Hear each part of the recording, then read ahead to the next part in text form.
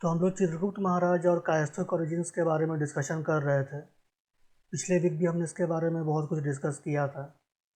उसी कड़ी में आगे बढ़ते हुए आज हम लोग अब एक कायस्थ परिवार के बारे में एक ओवरव्यू आपके सामने प्रेजेंट करना चाहते हैं। इसके लिए हमने एक स्लाइड बनाया है जिसमें हम कायस्थ ओरिजिन्स के बारे में एक कंप्लीट ओवरव्यू आपको देने का प्रयास करेंगे। तो आइए इसे शुरू करते हैं।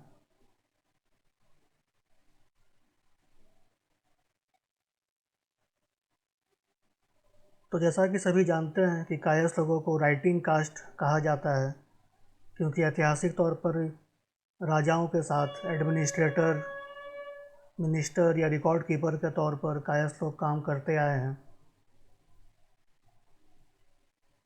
पद्म पुराण में हमें भगवान चित्रगुप्त और उनके 12 पुत्रों के बारे में जानकारी मिलती है, और उत्तर भारत के जो चित्रगुप्त वंशी कायस्थ हैं वो इसी कथा से अपना ओरिजिन मानते हैं। तो इसके बारे में हमने पहले विस्तार से डिस्कस कर लिया है। जिन लोगों ने अगर ना देखा हो तो उस प्रेजेंटेशन को देख सकते हैं, जहां हमने चित्रगुप्त भगवान के जन्म की कथा और उनके 12 पुत्रों के बारे में विस्तार से बात की है। कायस्थों का जो एक दूसरा बड़ा समूह भारत में पाया जाता है वो है चंद्रसेनीय कायस्थ प्रभु, जिन्हें शॉर्ट में CKP कहा जाता है। ये जो लोग हैं ये बहुतायत में महाराष्ट्र, गुजरात, मध्य प्रदेश के आसपास पाए जाते हैं, और इनकी भी ओरिजिन्स की कहानी जो है सो बहुत रोचक है। जैसे कि स्कंद पुराण में जिक्र मिलता है कि परशुराम जब सभी क्षत्रियों का अंत कर रहे थे तो उस दौर की एक कथा बताई जाती है कि एक राजा चंद्रसेन थे और उनकी एक पत्नी थी जो कि गर्भवती थी। परशुराम के कोप से बचने के लिए जो रानी थी वो मुनि दालभ्य के आश्रम में चली गई और परशुराम से रक्षा की प्रार्थना की। तो जब परशुराम वहाँ पर पहुँचे तो दालभ्य मुनि ने उनसे बातचीत की और उनको भरोसा दिलाया कि ये जो पुत्र पैदा होगा ये क्षत्रिय नहीं होगा बल्कि इसे कायस्थ बनाया जाएगा, और इस बात को परशुराम ने स्वीकार कर लिया। तो ये जो कथा है ये चंद्रसेनी कायस्थ प्रभुस के ओरिजिन को बताती है। कई सारे पुराणों में और भी तरह तरह की कथाएं दी गई हैं। और भी कायस्थों के बहुत से समूह भारत में पाए जाते हैं। जैसे दक्षिण भारत में भी कुछ कायस्थ समूह हैं, बंगाल के कुलीन कायस्थ हैं, कुछ मुस्लिम कायस्थ भी हैं। तो बहुत से छोटे समूह भी हैं, पर मुख्य तौर पर भारत में चित्रगुप्त वंशी कायस्थ और चंद्रसेनी कायस्थ प्रभु, ये दो कायस्थ समूह विशेष तौर पर ध्यान देने योग्य हैं। अब कायस्थों के ओरिजिन्स को लेकर के बहुत तरीके के विवाद हैं। अकेडमिया में भी बहुत तरीके के अलग अलग थ्योरीज़ को पेश किया गया है। वहाँ पर भी लोगों में कोई एक मत नहीं है। पुराणों में भी कई तरीके की कहानी मिलती है, ऐतिहासिक तौर पर भी है, और सामाजिक तौर पर खासतौर पर वर्तमान में जो एक राजनीतिक स्थितियाँ हैं इसके कारण भी ओरिजिन्स को लेकर बहुत तरीके के मत हैं।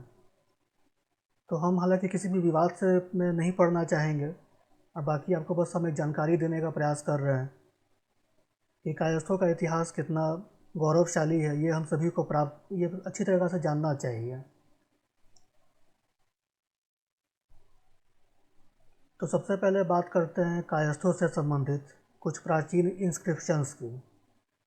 खासतौर पर जो एकेडमिक लोग होते हैं वो हमेशा प्रमाण को मांगते हैं कि कहाँ लिखा हुआ है, किस पुस्तक में लिखा हुआ है, या कहीं पे अगर कोई आलेख प्राप्त हुआ हो तो वो उसे ही मानते हैं। जनश्रुति या जो एक पुराण की कहानियाँ हैं उस पर ज़्यादा विश्वास नहीं करते। तो कायस्थों का जो इतिहास है वो इस हिसाब से भी बहुत प्रामाणिक है। यहाँ पे हम आपको कुछ उदाहरण देना चाहेंगे। तो एक मथुरा इंस्क्रिप्शन है जो कि राजा वसुदेव के द्वारा स्थापित की गई थी। उनका काल करीब 200 AD के आसपास का माना जाता है। वो एक कुषाण शासक थे, और इस इंस्क्रिप्शन में एक कायस्थ श्रमण का जिक्र प्राप्त होता है। तो यानी कि 200 AD के आसपास भी कायस्थ लोगों का जिक्र प्राप्त होना सरल है। उसके बाद के काल में भी कायस्थों को जिक्र करने वाले बहुत सारे ऐतिहासिक इंस्क्रिप्शंस देश में जगह जगह पाए गए हैं। उनमें से कुछ हैं जैसे गुप्त सम्राट कुमारगुप्त एक के द्वारा एक इंस्क्रिप्शन मिलता है जिसमें प्रथम कायस्थ यह शब्द देखने को मिलता है। वैनाय गुप्त का इंस्क्रिप्शन है, ये करीब 5वीं सदी का है। इसमें करण कायस्थ का जिक्र मिलता है। एक अवसढ़ इंस्क्रिप्शन है जो कि 672 एडी का माना जाता है। इसमें भी गौड़ कायस्थ ये शब्द प्राप्त होते हैं। तो यानी कि गुप्त काल में तो निश्चित तौर पर कायस्थों का एक वजूद अच्छी प्रकार से समाज में था और वो राजा के साथ और ऊंचे पदों पर भी स्थापित थे, जो इंस्क्रिप्शंस को भी बना रहे थे और उनमें उनका नाम भी दिया जा रहा था। इसी प्रकार से कुछ प्राचीन लिटरेरी एविडेंसेस को भी हम देखते हैं।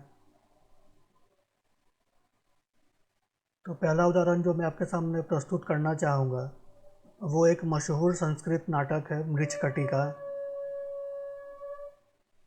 जिसके कि लेखक शूद्रक को माना गया है। इसका काल करीब 5वीं सदी के आसपास का माना जाता है। इस कथा में एक जज के साथ एक कायस्थ का वर्णन मिलता है जो उसे उसके काम में सहयोग प्रदान कर रहा होता है। इसी प्रकार से एक बहुत ही प्रसिद्ध नाटक है विशाखदत्त की मुद्रा राक्षस। इस नाटक में जो है सो चंद्रगुप्त मौर्य की कथा को बताया गया है कि कैसे उसने नंद वंश को हटाकर मौर्य वंश की स्थापना की। इस नाटक में भी कायस्थों का जिक्र कई जगह पर मिलता है, जैसे कि जो मुद्रा राक्षस है वो नंद सम्राट का सबसे भरोसेमंद मिनिस्टर होते हैं और उनके साथ में ही एक और मिनिस्टर का नाम आता है सकट दास, जिसे कि एक कायस्थ बताया गया है और इस कहानी में उसका एक बहुत ही महत्वपूर्ण रोल रहता है। इसी प्रकार से चाणक्य के साथ भी एक कायस्थ जिसका कि नाम अचल बताया गया है का जिक्र मिलता है, जो चाणक्य के लिए कार्य कर रहे होते हैं। तो यहाँ पे मैंने आपको कुछ उदाहरण दिए कि ऐतिहासिक साहित्य में भी कायस्थों का जिक्र हर जगह प्राप्त आसानी से किया जा सकता है। इसी प्रकार अगर हम आगे बढ़ते हैं तो मध्यकाल में भी जब हम पहुँचते हैं तो वहाँ पर भी हमें बहुत सारे लिटरेरी एविडेंसेस प्राप्त होते हैं। तो मैं ख़ास तौर पे यहाँ पे कश्मीर का जिक्र करके 2 उदाहरण बस आपके सामने रखना चाहूँगा। तो सबसे पहले क्षेमेंद्र की नर्ममाला नाम की एक पुस्तक है जिसमें सम्राट अनंत के शासनकाल के बारे में जिक्र किया गया है। इनका काल करीब 1000 एडी के आसपास का माना जाता है। तो यहाँ पर कायस्थों को राजा के यहाँ पर बहुत सारे मुख्य पदों पर सुशोभित बताया गया है, जैसे गृह कर्ताधिपति, परिपालक, मार्गपति, गांजद्विर, अस्थानाद्विर, नागरद्विर, लेखोपाध्याय, नियोगी इत्यादि।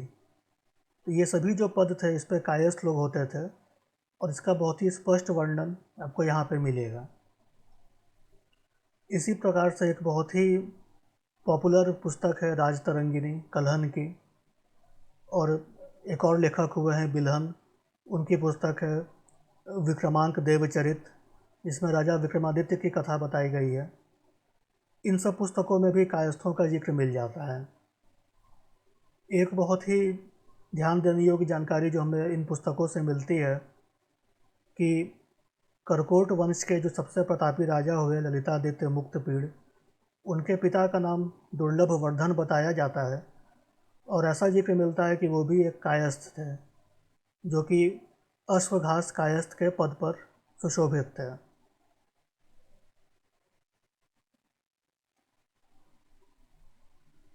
तो हमने कुछ प्रमाणों को आपके सामने रखा, ऐतिहासिक इंस्क्रिप्शंस हो या लिटरेरी एविडेंसेस हो।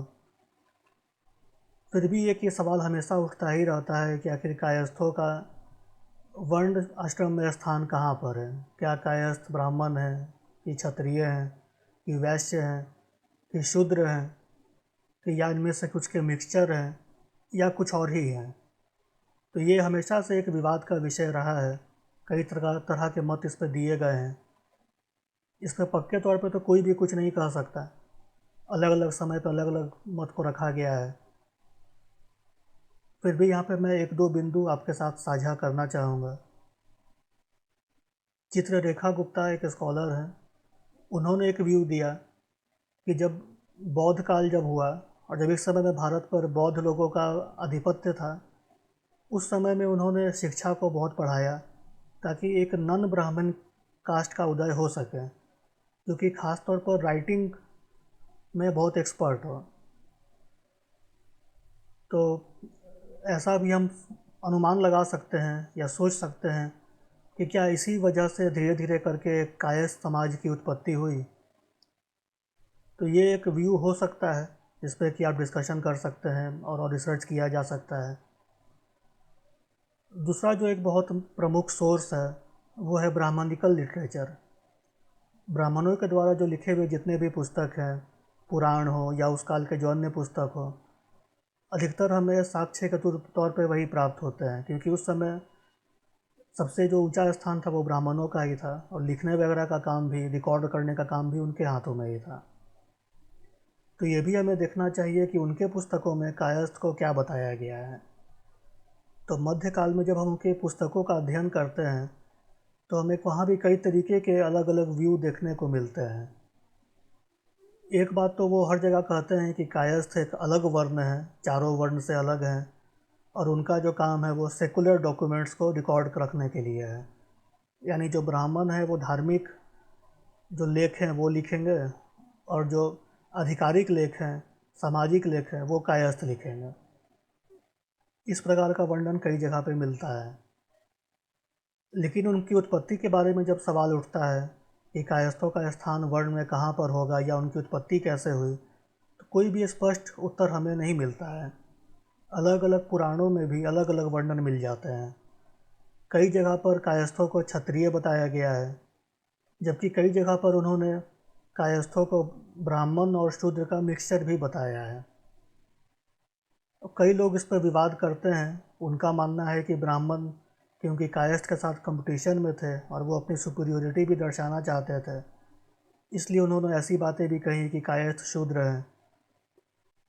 लेकिन अधिकतर जो प्रमाण मिलते हैं उसके हिसाब से देखा जाए तो कायस्थों को क्षत्रिय के तौर पर देखा जाना बहुत ही प्रामाणिक है। ये विवाद प्राचीन काल में भी रहा, मध्यकाल में भी रहा, और जब ब्रिटिश लोगों का काल रहा, ब्रिटिश राज रहा, उस समय पर भी ये सवाल कई बार उठा है। कई प्रकार के केसेस हुए हैं जहाँ पर कि ये सवाल उठा कि ब्राह्मण, क्षत्रिय, वैश्य और शूद्र के हिसाब से कायस्थ का स्थान आखिर कहाँ पर है, कायस्थ द्विज हैं या नहीं।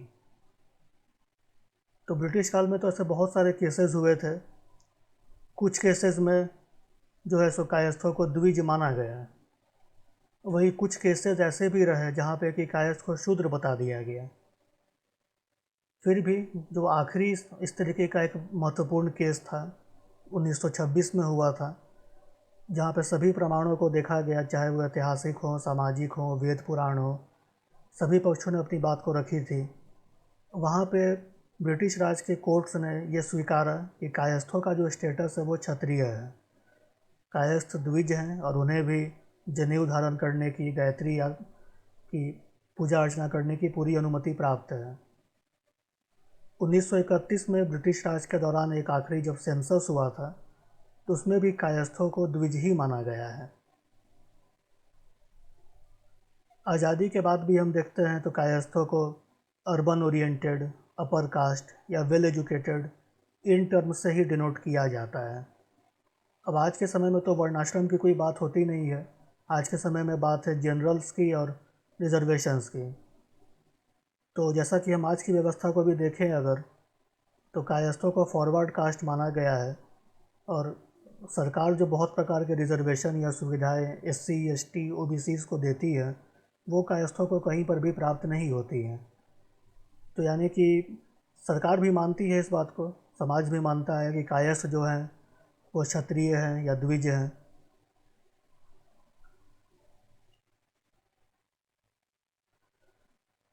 तो आइए इन्हीं बातों को अब हम एक निष्कर्ष निकाल के देखते हैं। तो ये सब बातों को देखकर एक चीज़ जो हमें पता चलती है कि कायस्थों की उत्पत्ति हो या उनका फैलाव हो, इसको बताने के लिए आप किसी भी एक थ्योरी से सब कुछ नहीं बता पाएंगे। भारत एक इतना बड़ा देश है और सैकड़ों हजारों वर्ष के दौरान कई प्रकार के कायस्थ समूह अलग अलग स्थानों पर विकसित हुए हैं। तो कई सारे कारणों का कॉम्बिनेशंस रहा है और साथ में लोकल रीजनल कारण भी रहे हैं। इसलिए कोई एक थ्योरी सभी कायस्थ को डिफाइन नहीं कर पाएगी। इस विषय पे और भी रिसर्च करने की बहुत आवश्यकता है। कई सारे विषय हैं जिसके बारे में हमें और जानने की ज़रूरत है। अपने स्तर से हमने प्रयास किया, इंटरनेट पर और कुछ पुस्तकों से जानकारी प्राप्त की और जितना हो सका उतनी अच्छी जानकारी आपके लिए हम लेकर आए हैं। पर फिर भी हम ये नहीं कहते हैं कि यही आखिरी जानकारी है। अभी बहुत कुछ जानने सीखने के लिए शेष है। इस विषय पर और भी रिसर्च होना चाहिए। और खैर ऐतिहासिक तौर पे तो जो भी रही हो, उनकी उत्पत्ति रही हो या वर्ण व्यवस्था जो भी रही हो, उन बातों का आज अब ज़्यादा असर भी नहीं पड़ता है, क्योंकि हमें आज के वर्तमान को और भविष्य को ज़्यादा देखने की ज़रूरत है। इन्हीं बातों को ध्यान में जब रख के हम विचार करते हैं तो हम सोचने पे मजबूर हो जाते हैं कि कायस्थ जो हैं वो सिर्फ एक कास्ट या कम्युनिटी नहीं है। कायस्थों को एक कास्ट या कम्युनिटी के दायरे में बांधना सरल नहीं है, क्योंकि वो उस प्रकार के डिफिनीशंस को पूरा नहीं करते हैं जैसा कि अन्य कास्ट या कम्युनिटी के लिए आप प्रयोग में ला सकते हैं। यही कारण है कि हम सोचते हैं कि कायस्थों को सिर्फ एक कास्ट या कम्युनिटी न मानकर एक ग्लोबल फैमिली के तौर पर देखा जाना चाहिए, जिनका कि एक शेयर्ड हेरिटेज और कल्चर है, जिन्होंने देश भर में हर क्षेत्र में अपना महत्वपूर्ण योगदान दिया है। भले ही कायस्थों की संख्या कम हो, लेकिन योगदान के मामले में हर क्षेत्र में कायस्थों का स्थान बहुत आगे है। उत्पत्ति के विषय में भी भले कई प्रकार के विवाद रहे हो, लेकिन इससे कोई इनकार नहीं कर सकता है कि जो इतने सारे कायस्थ महापुरुष हुए हैं जिन्होंने अलग अलग क्षेत्रों में अपना योगदान दिया है, उससे समाज और देश में सभी को फ़ायदा हुआ है। तो यही हमारा मानना है कि कायस्थ एक परिवार है और हमें अपने इस रिच डाइवर्सिटी और इंटरकनेक्टेडनेस को स्वीकार करना चाहिए। जैसे भारत में एक यूनिटी एंड डाइवर्सिटी का कंसेप्ट है, इसी प्रकार से अलग अलग कायस्थों के बीच में भी एक यूनिटी होनी चाहिए। भले डाइवर्सिटी है पर फिर भी एक यूनिटी हो, ताकि कायस्थ अपने आप को एक परिवार के तौर पर मान सकें और हम साथ में आकर जुड़ सकें, आपस में नेटवर्किंग कर सकें। तो यही हमारा छोटा सा कंक्लूज़न है। हमारा प्रयास था कि आपको एक अच्छी जानकारी हम प्रस्तुत कर सकें। आशा है कि आपको ये प्रयास अच्छा लगा होगा। इस स्लाइड को देखने के लिए आपका बहुत बहुत धन्यवाद।